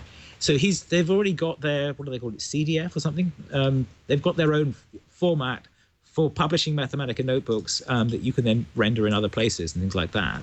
But what they're sort of running against is the sort of open source cluster of tools that people are starting to put together. And there's some fairly mature tool sets in Python that a lot of the there's a Python notebooks thing that people now use to interchange these things. So they've got some competition, but it's good to see. And if you use Wolfram Alpha, it is extremely powerful and useful. I love Wolfram Alpha. It's also like, for my kids, it's like, hi, I have some homework. Right. How do I solve this? And it's like, well, that's a more closed form solution than I was expecting for that. Could you integrate this quadratic equation for me? Solve for x, please. Okay. I've never used Mathematica. Have you used it, Kevin? I've used it a little, and it had a high learning curve because it's an expressive language that you had to. It's basically a language for typing maths in, right. Which means you need to understand its notation and map that to real notation. It'll display the real notation, but you have to express it in its. He says that this language will be more like Java or C++, so a much more traditional programming language. So, but also the other thing that's interesting about this is that the stuff they've learned from Wolfram Alpha is how to integrate existing data sets and things like that. A big chunk of what they do there is curate large data sets of information and then make that accessible to the other pieces. So that's it's very, in some ways it's like the Google mission of making sense of the world, but they've got a different take on it, which is make sense of the world and plug it into something programmable. They're trying to build a model almost. Yeah. So that's it's worth going to Wolfram Alpha and looking at some of the example queries they have down the side, because if you just type random things I love that. Yeah. It never quite understands you, but if you like think in the way it expects you to think, which is in a very sort of physicist way, because that's what he is, it will come back with useful things for you. So if you want to understand the pendulum equation and you search for that in there, it'll give you the sort of the first approximation used in high school, and then the second solution that's for angular, and then say, and it's actually a two-dimensional object, and this happens too, and it'll take you into the in depth of the math that's underpinning all this. So it's a very sort of powerful tool for drawing you in. So yeah, I'm excited by this, but I'm also as excited by the sort of parallel thing that's going on in the open source world that plugs into some of this, that plugs into some of the same ideas, and having stuff move back and forth between them. There's also, and we talked about this too, a new programming environment called Live Code. I might as well throw this in as long as we're talking about it. The idea is it's a cross-platform programming language. Is that right? Live Code. Where's that? Livecode.com. This was, I think, a Kickstarter. And it's designed to do completely cross-platform app, which there's a lot of those out there. And I'm trying to remember what was unique about this.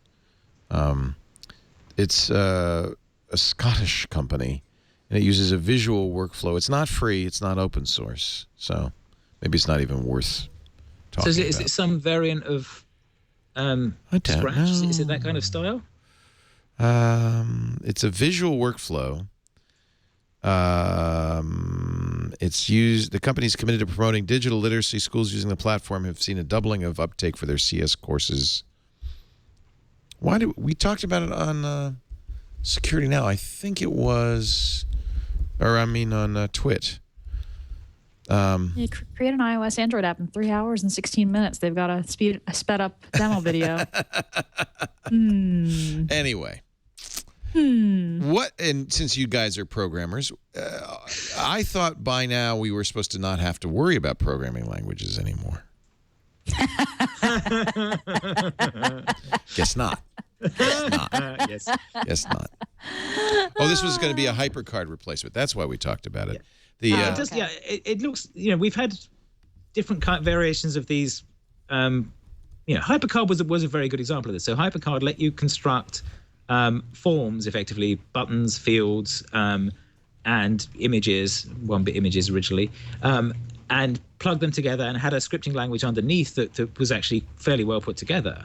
And we've seen iterations of things like that over time. Scratch is another good example. Scratch is a project from MIT, I think, that lets you build programs by plugging things that are like jigsaw pieces together to build loops and so on, and attach them to sprites on the screen and move them about.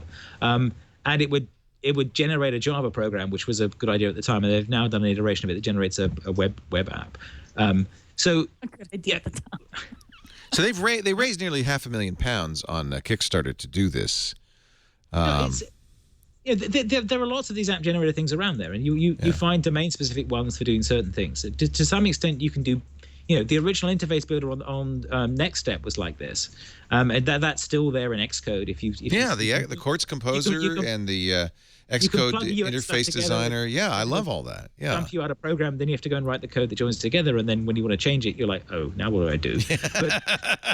And there's the Google one that I've forgotten the name of that did something similar that would build an Android one, except that it was some App Inventor. Or app. What was it? App Inventor. App Inventor. But it was some really strange mixture of web-based authoring and client-side app that meant you had to take it through two processes to get it done. So there's lots of things like this, and we see more of them over time.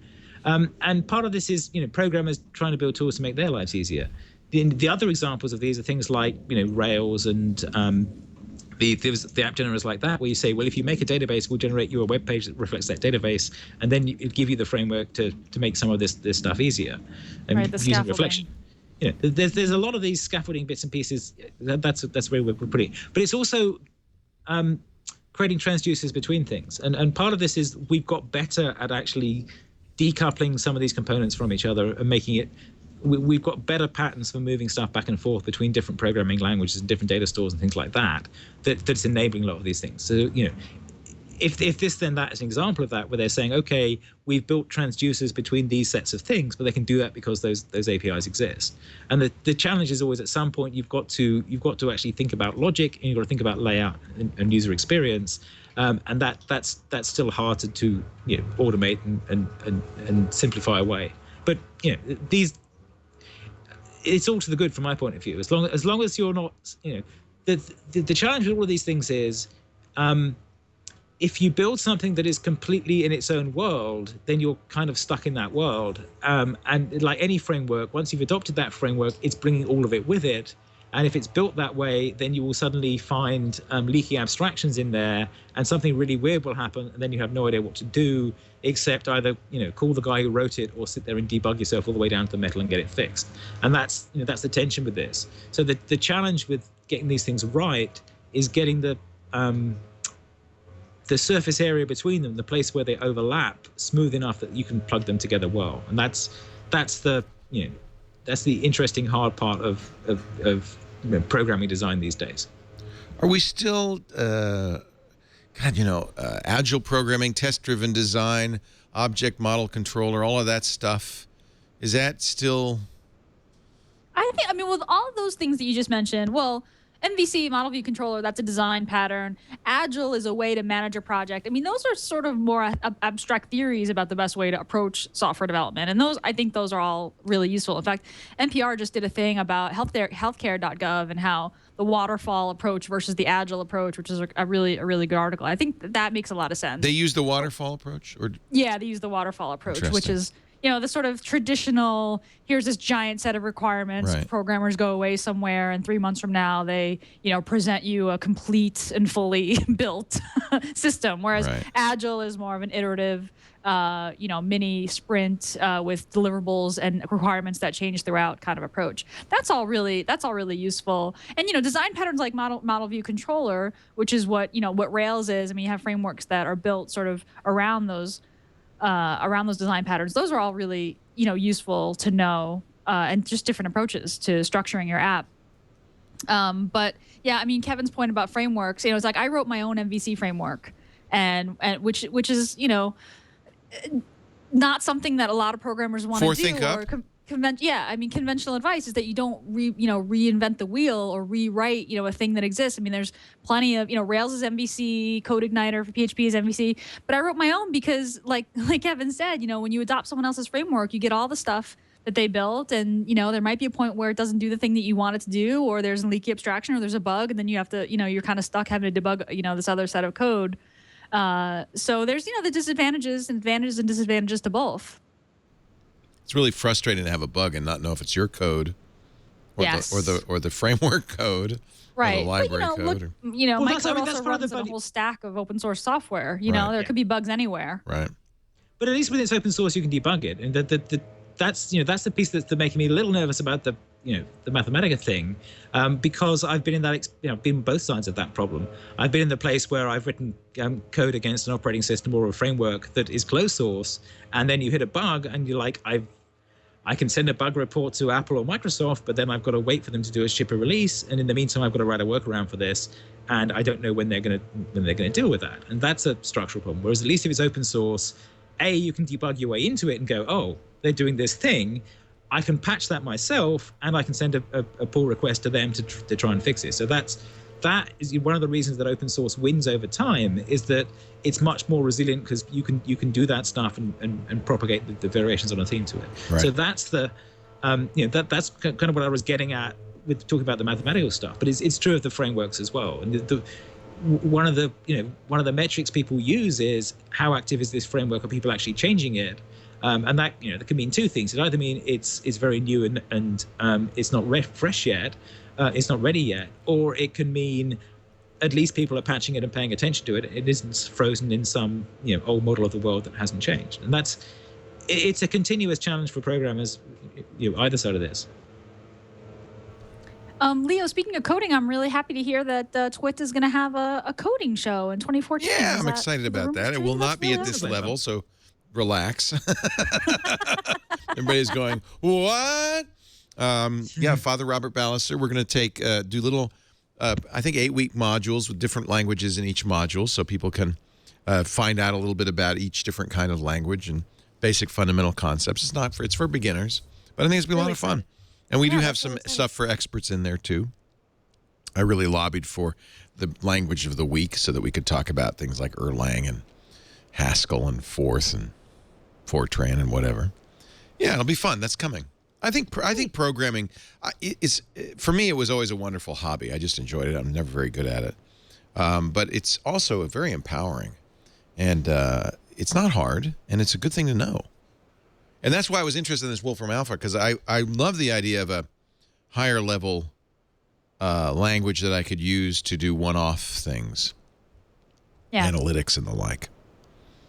Modeling and so forth. Enough. Let's find out what we've got for our tool and our tip. And we're not going to do a number. Although I'll tell you what, I'll channel Jeff and do a number. Okay. Let's start with Gina's tip of the week. Well, my tip of the week is actually kind of a set of tips that Lifehacker published. How to train Google Now to give you better suggestions. And I actually really wish that Jeff was here for this. I'm going to have to email this to him. But really, really good article. Just a couple of things on how to make Google Now better. One is just simple stuff that's maybe not as obvious, but you can, if you add an address to an event on your Google Calendar, for example, you're going to get more informational cards about how far away your next event is. If you search for something online, there's a little remind me button we've talked about before.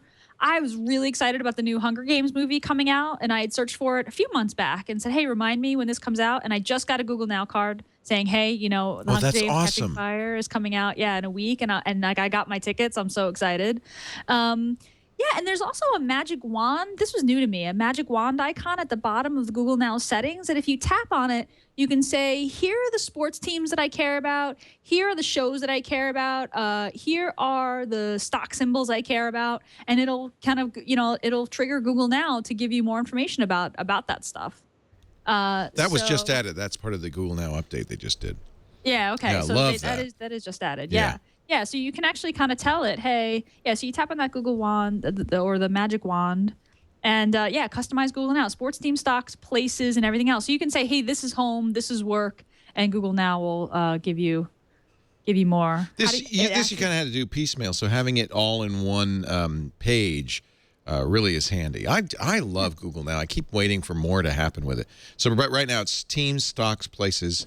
Everything else is, Are you interested in commute updates for Dennis Appleton Nielsen? No, I don't even know who that is. Continuing.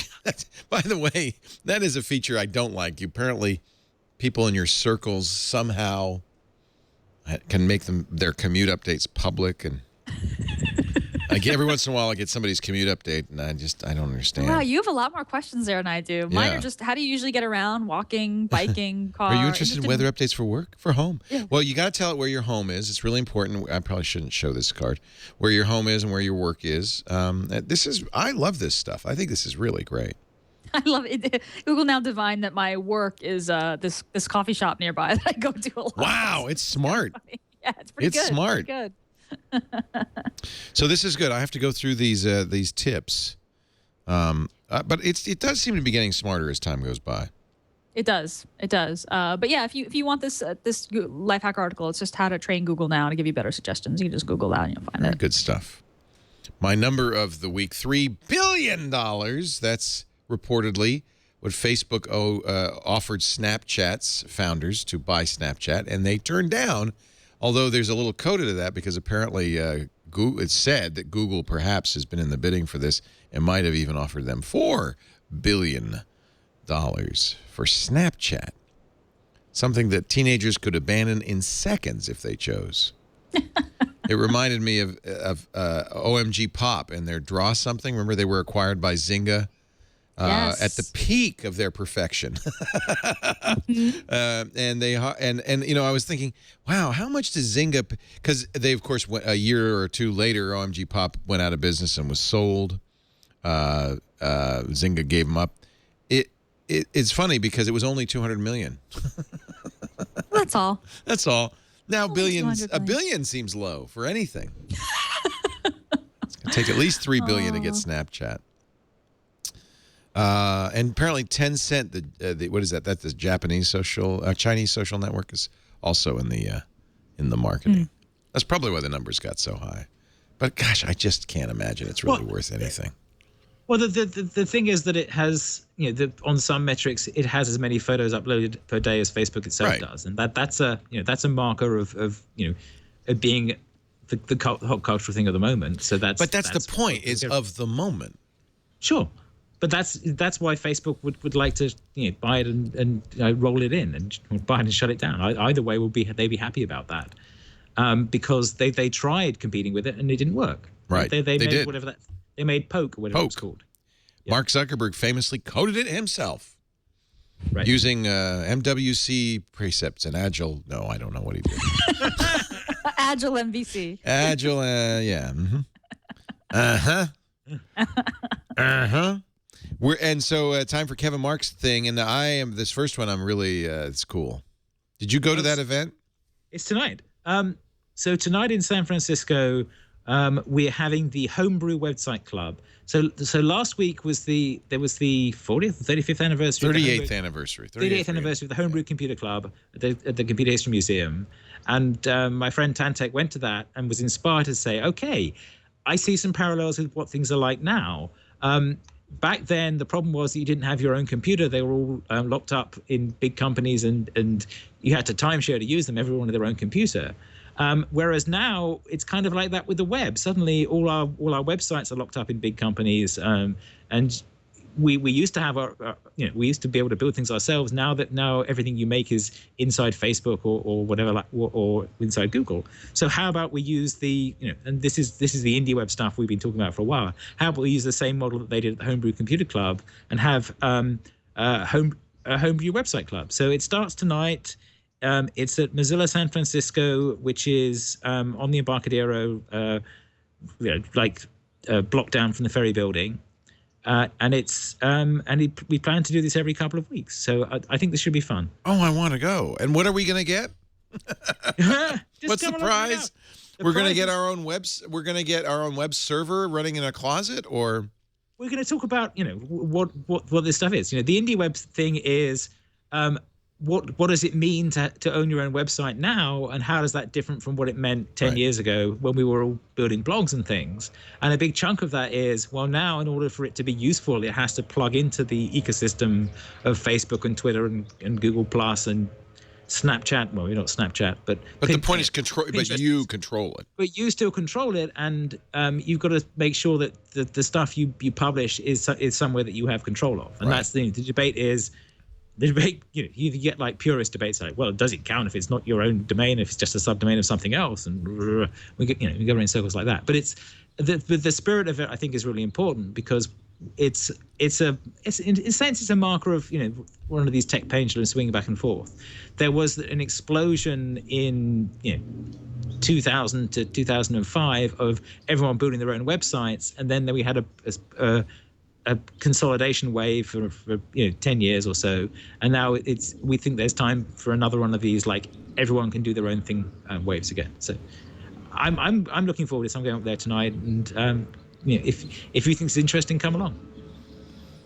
This is something that's been a current in my thinking since day one. In fact, I remember for a while using a blogging platform. I think it was Rail Dornfest who wrote it. It's now at Twitter, and you would blog to your hard drive. You would create files and structures on your hard drive, and then he had a little daemon that would upload it to a website, but really lived on your hard drive. Right. And just I've always thought about this kind of thing. That's why I was really interested in what was that Twitter clone that we all used for a day? Not AppNet, but the one that Evan Prodromou. Identica. Statusnet. Statusnet. No, Statusnet. Yeah. And he's now got a new one called Pump.io that he's written another one from scratch because he's kind of like that. That's all part of it. And the indie web thing is about that. So saying, what does it mean to do this? And it is it's a hobbyist thing at the moment. You're running your own code, and Indie Web Camp is a sort of series of us saying, yeah, this UI kind of still sucks, but look, I can plug it into this site. But the hope is that we get to the point where we can actually come up with interop principles and plug these things in and make it more straightforward for people to be able to build these things themselves without handing over everything and handing over control effectively to what becomes a large corporation. Ah, damn, you have to install ImageMagick. Why does everything require ImageMagick? I ask you. That should just be same thing with ThinkUp. I'm going along just fine. I got a server. I got a bed. I got it. I need ImageMagick. Was the sticking What was it? EDO. So what is Pump.io? This is actually intriguing now. I get sucked in by all of these things. Every one of them. So Pump.io is another iteration of the same idea as Identica, except that this time he's built it on Node rather than on PHP. And his good. And it has it has the same activity streams model and can plug into that. So you have to install Node.js, NPM, a database server, and the graphics magic package. There's still a bunch of I thought, oh, maybe I can run this on Roku, and like 3 hours in, I was like, maybe I can't run this on Roku. Wow. Oh man. Yeah. So this is why we use other people's hosted solutions and managed solutions. Yeah. So as I say, this is still like. We're still working on this and getting this stuff smooth enough for humans as opposed to programmers. Yeah. But it's fun. Hey, good news, it works with Couchbase. All right, that's enough of that. So,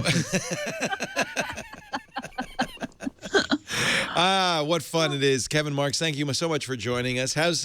Are you on a job hunt or are you just enjoying life? I'm fascinated by this set of stuff, and I'm working out what the job I can make out of this is. So empower the user. This indie web thing, I think, I think the time is right for this stuff, and I don't know what the job is yet, but it'll involve this in some way. I agree. It's what is the zine for 2013? No, it's like 10 years ago, I left Apple and went to Technorati because that was the thing, that was the startup there that made sense around that movement. And for me, this feels like that again. It's like, okay, I've left Salesforce. I think this stuff is really important. I'm not sure what I get to make here yet, but I'm going to be doing something with this. Good. Cool. I find this stuff very exciting and supremely geeky. Gina's inspiring here because Gina has done this. And that's absolutely. Cool. Absolutely. Gina Trapani, smarterware.org is her blog site, but you got to go to thinkup.com. Not too late to participate, is it? No, it isn't. Well, we wrapped up the crowdfunding campaign, but you can still. Yeah, we wrapped it up and we did really well. Thank you to everybody who listens to Twig who supported us. And you can still join. We don't have some of the rewards that we had during the crowdfunding campaign, but we're kind of just going into a quiet period, heads down, just building the system that'll help us launch on January 15th. So I'm pretty excited about that. It's really coming along. And what do you call your custom framework? You call it ETA? My MVC framework is called Isosceles, actually, like which is it. a really geeky name. Because it's an equilateral triangle. Yeah. I was actually MWC, inspired right? by the Freedom Tower has those isosceles triangles on the neat. side. So I called it that. It's on my GitHub account. It's free and open source. It's PHP, of course. It's very, very simple. But ThinkUp is built on it, and all of our internal systems are built on it. So anyone's free to use it. And that's basically it. You know you're a real programmer when the first 6 months are spent writing your own tools. Actually, I had built ThinkUp, and I wanted to use MVC, and I built it inside ThinkUp, but I abstracted out the framework because I wanted to build a couple of other web apps, and I was like, I want this to be just like ThinkUp, so I abstracted out the framework from the ThinkUp code. Neat. Which I always like to sort of do that way, like build the software that actually, an actual bit of software that runs versus designing the framework and assuming or thinking or, thinking of the things I might want. So that was good. I was able to abstract out. That's a good way to refactor and say, okay, this stuff I now need to use more than once. This stuff was specific. Yeah, that's exactly. That's definitely a great way of thinking about it, Yeah, because you know how programmers, Yagni, you ain't gonna need it. You always think you're gonna need stuff that you don't need. Yagni. Yagni. I need it all. Well, no, but we also run into these abstraction things like, what if I have two of those? It's like, well, maybe you won't ever have two of those. What if you have three? What is the cutoff? All right. Did you see, we were talking about this on Security Now. Apparently there's a flaw in the GCC optimizer that it optimizes out things like checks for null pointers. Because, well, that you don't need that. It's just wasting time. Wasting time Ouch. there. Ouch is right. All right. Enough programmer talk. Thank you, Gina. Thank you, Kevin. Thank you for being here. This show is, when Jeff's not here, we do get a little geeky.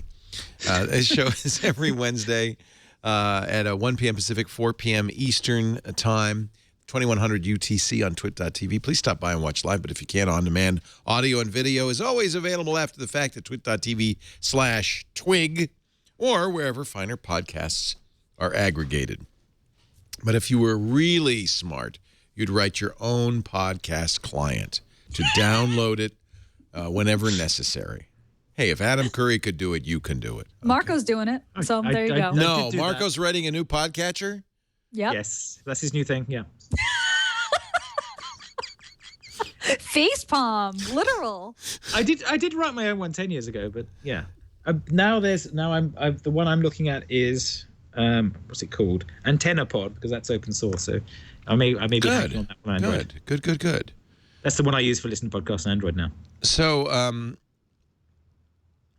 did you write yours in Python? Probably.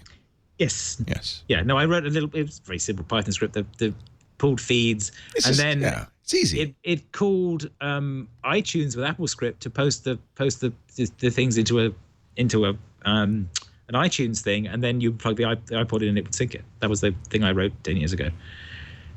So Marco's will be called Overcast. Overcast, yes. Mm-hmm.